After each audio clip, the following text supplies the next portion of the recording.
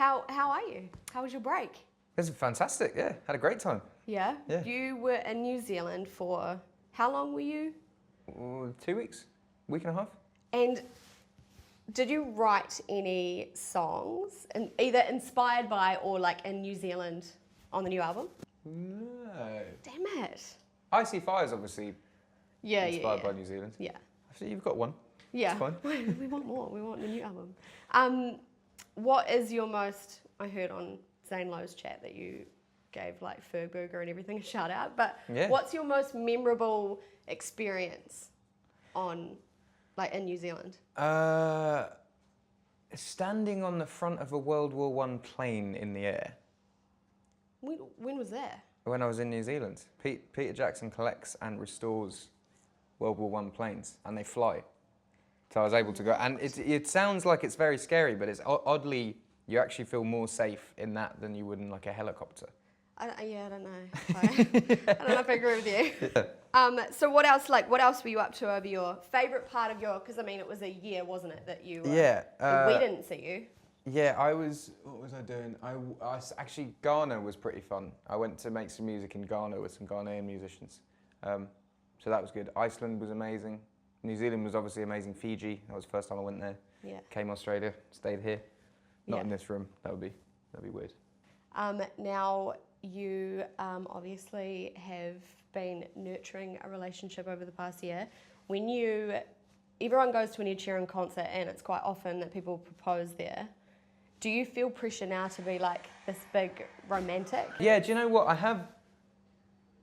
have felt that in the past, that, you know, you take a girl out on a date and they expect more from you than you can offer. Especially when I heard that you ditched your current at the party and you're like, see how she just deals with this. Yeah. She's done that to me. She's tested me out though. Yeah. We both tested each other out. Right. Yeah. No, I feel, I don't know, I'm not like a candlelit dinner first date kind of guy. Like me and Cherry went to this pizza restaurant where we had both got a slice of pizza and sat on a stoop with a bottle of wine and drunk that. I think that's like the kind of date that I feel like people shouldn't have a big expectation of me being like Mr. Super Suave and let's go to a fancy restaurant. Like we're gonna do normal stuff. So, like, in terms of the romantic songs, where do they come from then? A side of me that I don't really put forward, I guess. Right. I am quite an awkward person. Right. So those songs are me not being awkward. Okay.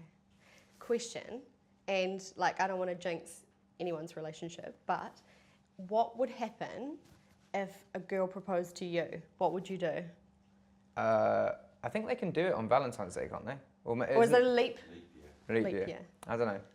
My cousin did that. My cousin's boyfriend proposed to her on a leap year. So like, I support it. I think, you know, that's... Because Brittany did it to K-Fed and he was like, no. Yeah, I personally would be like, a bit like, come on man, like, let me do it. Yeah. Like I would like to be the one, you know, I want to do the whole asking the dad for permission, and I feel like that's a traditional thing. I'm quite a traditionalist. So me personally, I would think I'd prefer to be the one. But like, it happened with my cousin and it was really cool and they're married now and it's great. Yeah. So social media and everything, like, were you sans phone for the whole year? I'm still sans phone. Like this thing in my pocket is a microphone thing that's attached to me. I'm still sans phone. You had no desire to... I haven't got, I got rid of my phone and then I was meant to get one back for New Year and I just didn't do it. I don't really like them. Was there like, no desire, like, was there a weaning off period? Yeah, I mean the first like 2 weeks it was like, ooh, I'm missing everything. I had like proper FOMO, but you kind of get over it. So what's it like? How do you keep in contact then with like? I've got an iPad, yeah, which is on the table there, and I use the iPad 2 or 3 times a day. So that's when I keep in contact with people. So if you, I have an email address, and that's kind of it. Sweet. Yeah, you should try it. Oh, nah. No? Nah. No, I'm like Snapchat hard. Yeah. So you've been away from us for ages now. So I wanted to do like a when did you last? Cool. scenario. I'm in. So we'll start with, when did you last cry? Oh, it would have been a movie. David Brent movie. You seen that? No. I don't feel like that's a... It's a comedy. Yeah. And I don't know. Just a bit where he was like touring with people and paying them to be his friends. And I was like, oh God. Oh my God, that could be me. Yeah. Kind of looking around at my mates and being like, who out of you lot do I employ? Yeah. When did you last swear? 5 minutes ago. I swear like a trooper. Right. Yeah. When did you last hurt yourself? It would have been last year. I don't know when this was. But yeah, whenever this scar happened. Do you think it's cool? Yeah. You're embracing it? I think it's cool. Yeah. Gives me a bit of character. Yeah. When did you last embarrass yourself? I don't know. I did an interview for GQ, and they said, would you be all right if anyone copied you? And I said, I don't care if anyone copies me. And then the quote was, I don't care if anyone copies me. And then it was like this big thing about me being like, everyone copies me.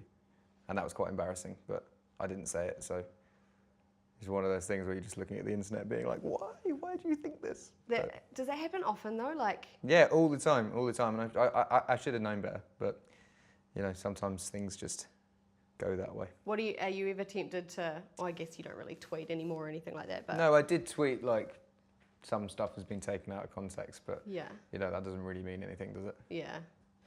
And when did you last get drunk? 3 nights ago? 3 nights ago, yeah.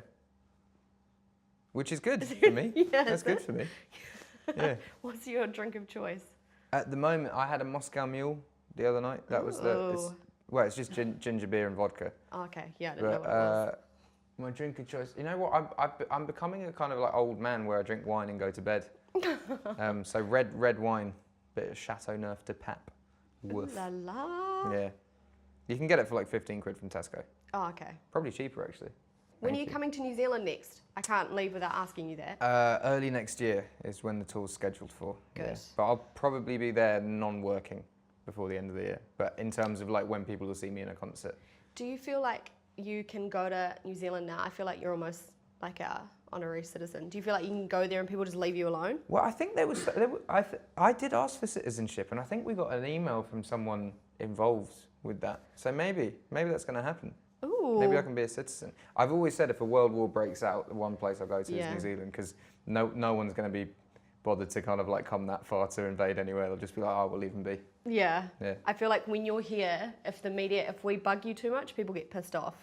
So we're like, yeah, the media. I never really get bugged by me. I made the mistake going out in Queenstown, which is essentially English. Yeah, right. You know, all the tourists. That was the only time I kind of got bugged. But then it was my fault for going to a bar in Queenstown on a Friday night. Cool. Well, we look forward to having you. Everyone's very excited about the new album, and obviously we want you to come back and tour. Please. Definitely. Thank you. Cool. Well, thank you so much for coming. And I'll come back and do some spray painting. Yeah, thanks. Please don't.